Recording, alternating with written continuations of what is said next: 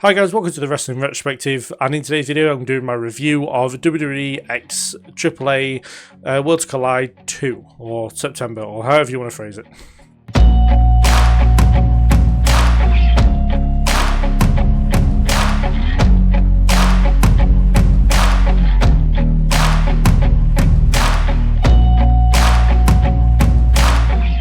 So starting off the show, we had a 8-man Lucha Showcase match where La Parca, Sangrada, Octagon and Laredo defeated LWO's Cruz del Toro and Joaquin Wilde, Abismo and Lince Dorado, and this was a really fun match to watch. All 8 guys were throwing themselves around for pretty much the majority of the match.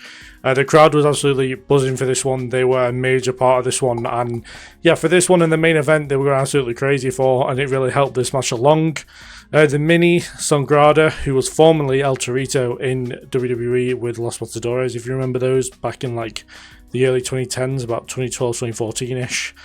He was the MVP of the match. He was awesome. I absolutely love watching him. He did a load of cool shit, which, I wouldn't have any idea what they were called, but there were many Hurricane Ranas, but you kind of see that a lot in Lucha Libre. But yeah, he was absolutely fantastic throughout this one, and his moveset is just something else.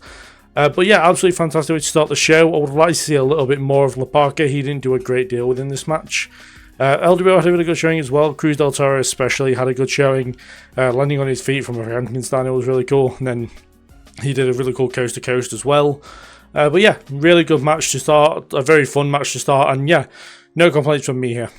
Following that, we had Natalya defeat Fabi Apache, and this was a very physical match, but very good as well. For the first half, it was kind of Natty scrapping and beating the crap out of Apache, a lot for the majority of the match. Not for the majority, for the majority of the first half, sorry. It was just all Natalya for a while, and yeah, it seemed like at points there was a bit of legit in there, but maybe it's just how it's supposed to look to make it seem like a better match.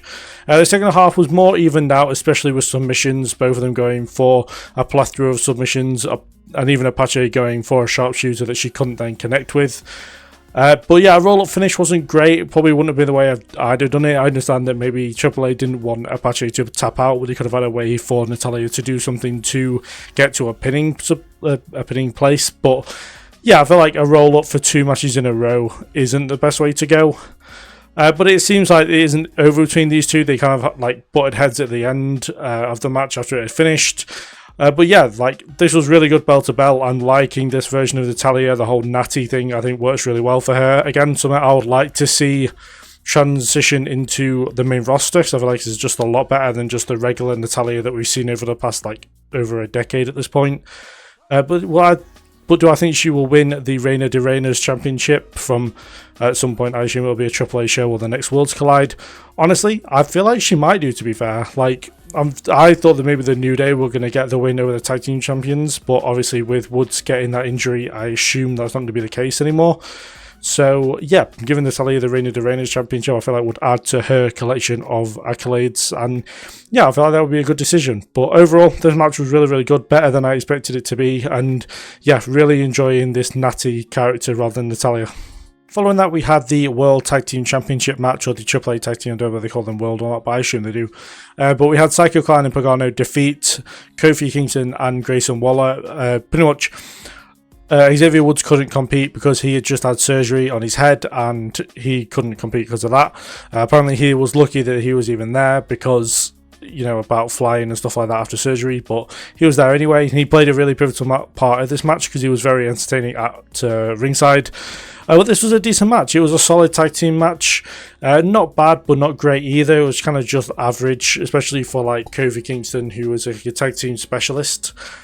But yeah, Waller took to the Lucha Libre style really, really well. I can't remember who I thought about that for it was Ethan Page. He, at the last Worlds Collide, adapted very well to the Lucha Libre style, and Waller did a very similar thing here. Psycho Clown and Pagano, sorry, man's losing, it is very early in the morning here. They had 2 dives each to the outside in separate parts of the match. They looked very uncomfortable landings. Psycho Clown at one point pretty much landed on top of the announce table, which looked particularly awful. And then we had the finish where Xavier Woods was distracting the referee, trying to help New Day, Kofi and Waller get the advantage. Pretty much Psycho Clown was losing his shit a little bit, and it looked really weird. and then he like ripped his own face off, pretty much. And like, I can't put it any other way. That's exactly what happened. He just ripped his own face off. It was freaky in a way of like, it might scare children, but not adults. But yeah, Woods ran away scared because he's scared of clowns. But he started the finish very well. And after the match, we kind of saw them celebrate a little bit. And then all the lights went out and the White Six arrived. And they pretty much took out Pagano and Psycho Clown. The thought of having the White Six and a guy called Psycho Clown feuding is very interesting, and I feel like it's going to be a pretty mental feud if they like properly go into the stuff with the Whites and the Clowns as well. But no, yeah, this was an interesting way to finish. Very interested to see why the White Six want the AAA Tag Team Championships, but maybe it's just a case of they was going to give them to the New Day, but obviously Xavier Woods' injury has kind of stopped that, so they're going to give them to the Whites instead, maybe. But yeah, this was an interesting one as far as like after the match, but a decent tag team match overall. And yeah, I've got really no complaints here either. Just, yeah, I expected a little bit more out of this one, but then if it had been Kofi and Woods, it probably would have been a lot better. After that, we had Lola Vice and Mr. Iguana defeat Judgment Day's Finn Balor and Roxanne Perez. And yeah, just like the opening match, this was a very, very fun match to watch, and just in-ring as well. It was very good. Vice definitely got MVP of the match, especially when she's taking on Balor and Perez at the same time. And just, yeah, like, both of them seem to work. Iguana and Lola Vice worked very, very well here, but I feel like Lola Vice was in the ring for the majority of the match, like overall. And yeah, like she really, really went out there and killed it, and she's shown like just how much she has improved over the last few months of doing AAA. Speaking of Balor and Roxanne, they worked really well together as a team. Obviously, they hadn't teamed together before in a mixed tag match much. I believe JBL said they hadn't tagged at all, or Conan. Somebody on commentary said it. Having the puppets get involved was always funny. Having Dominico and Mr. Iguana's puppet that I can't actually remember the name of. But having Mr. Iguana's puppet do a suicide dive onto the Dominico, I thought was a very funny moment, because that was then followed up by Mr. Iguana himself doing a dive onto Balor. It was a big win for Lola Vice, pinning former NXT Women's Champion, former Tag Team Champion in Roxanne Perez. I thought was a good way to give her momentum going into No Mercy in a few weeks. Disappointed that JD lost, but I feel like these events aren't that canon, so it shouldn't affect him too much when it comes to Raw and pay-per-views. But yeah, it was a very enjoyable match, very fun to watch, and again, no complaints from me here, it was very good. Following that, we had El Hijo de Dr. Wagner Jr. defeat Ethan Page, JD McDonough, and Dragon Lee to retain the Latin American Championship. And what was a great match. This was action-packed throughout. All four guys kind of had a good showing, but especially the challengers. The challengers went out there and absolutely killed it, in my opinion. Dragon Lee and JD McDonough started very quick, doing awful sounding chops to each other to just start the match, which I thought was a really cool way of doing it, which is just suddenly, like, I think I was looking away at something when the match started, and then all you hear is just essentially some claps, and you look at it and it's JD McDonough's chest is like bright red. It was a pretty brutal way to start. And speaking of JD McDonough, I think people don't realise just how great JD McDonough is in the ring. I feel like his booking on Raw has kind of made him seem like an afterthought and made him seem like the punch bag of the Judgment Day, but when he really gets into it, he is a great great wrestler, bell to bell. And I feel like people do like forget that very quickly. If you think back to his days as Jordan Devlin in NXT UK, he was putting on banger matches. He had a match with Tyler Bate at one of the takeovers, which was especially good. And I feel like they should really be using him a lot better rather than just being the punch bag, like, because he really can go in the ring. He did a beautiful Spanish fly as well to Dragon Lee, I believe, just before the finish of the match, which was really cool. But yeah, Dr. Wagner Jr., or El Hijo Dr. Wagner Jr., if you want to go through the full so you don't get confused, he was barely in this match. Like, he spent a lot of time on the outside. He had a bit of a flurry near the start, but yeah, I expected a little bit more from him throughout this one. Dragon Lee and Ethan Page also had great showings as well. But yeah, it's definitely one to check out, as it's on YouTube. You know, it's very easily accessible. Definitely one you should be watching. A great match to have just on before the main event as well, and yeah, it was a lot better than I expected it to be, with obviously some lower carded people on Raw kind of coming up to a championship level. But yeah, it was a great match, nothing bad to say about this one, and other than maybe the involvement of Dr. Wagner Jr., but yeah, I'd say very much enjoyable, just like the rest of the matches. And finally, in the main event, Dominic Mysterio defeats El Hijo del Vikingo to become the new Mega champion. And what a match this was. This was absolutely brilliant. 100% my match of the night. I absolutely loved it. So enjoyable. But yeah, good transitional wrestling from both to start the match, which is something we don't normally see from Dom very often. Especially, I mean, if we have, it's only been more recently. And yeah, it just goes to show just how far Dom has come in ring.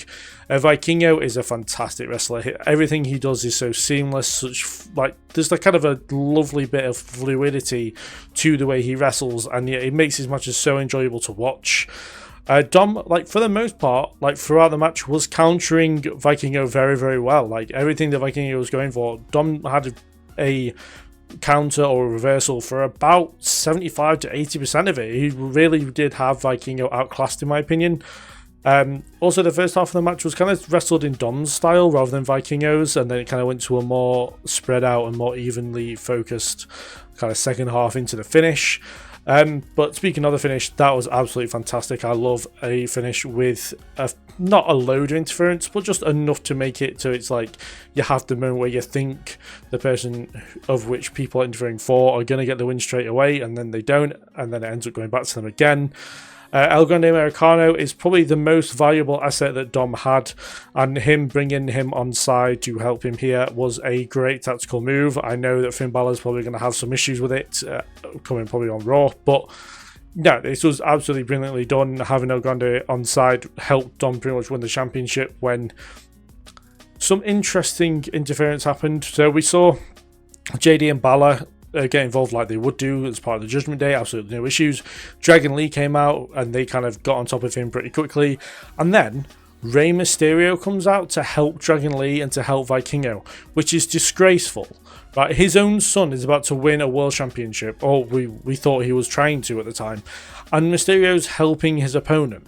Like, what kind of father is that? I understand he's a deadbeat in that, but surely, like, he wants to see his own son win a world championship, and he's trying to stop that, which is just like, it left me flabbergasted. It was just such a heel move. I don't understand why people still think that this guy is a babyface when he's willing to cost his own son a world title. It's awful parenting, and it just shows that Rey Mysterio is not only awful as a character, but he's also an awful human being.